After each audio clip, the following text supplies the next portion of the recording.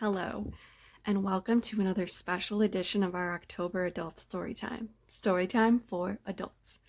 I'm Katie from Adult Services, and we are continuing our special spooky read of Alvin Schwartz's classic Scary Stories to Tell in the Dark series. We are reading another one from the third book in the series tonight, The Dream, which you might remember from Stephen Gemmel's terrifying illustration that haunted your dreams long ago of this woman here with the dark black eyes and the long stringy black hair.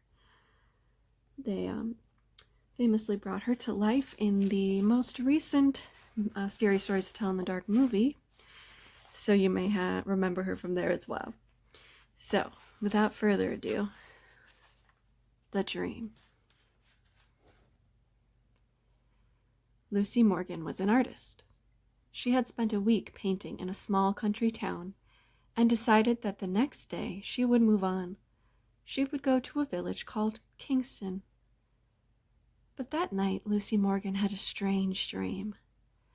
She dreamed she was walking up a dark carved staircase and entered a bedroom. It was an ordinary room except for two things. The carpet was made up of large squares that looked like trap doors. And each of the windows was fastened shut with big nails that stuck up out of the wood. In her dream, Lucy Morgan went to sleep in that bedroom. During the night, a woman with a pale face and black eyes and long black hair came into the room. She leaned over the bed and whispered, "This is an evil place. Flee while you can." When the woman touched her arm to hurry her along, Lucy Morgan awakened from her dream with a shriek. She lay awake the rest of the night, trembling.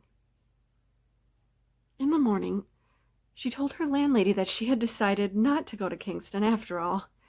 "I can't tell you why," she said, "but I just can't bring myself to go there." "Well, then why don't you go to Dorset?" the landlady said. "It's a pretty town, and it isn't too far."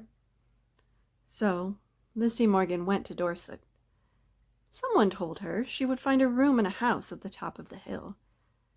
It was a pleasant-looking house, and the landlady there, a plump, motherly woman, was as nice as could be. "Let's look at the room," she said. "I think you will like it."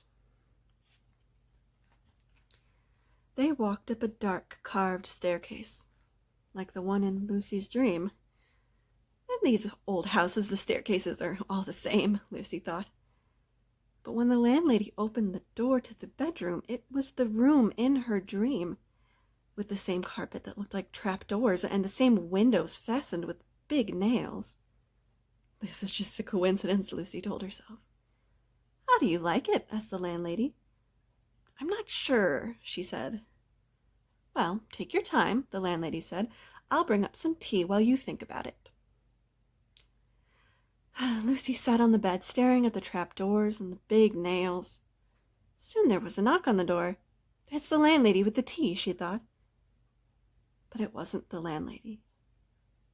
It was the woman with the pale face and the black eyes and the long black hair. Lucy Morgan grabbed her things and fled. Ooh. This picture alone was probably enough to make your parents ever regret letting you look at this book.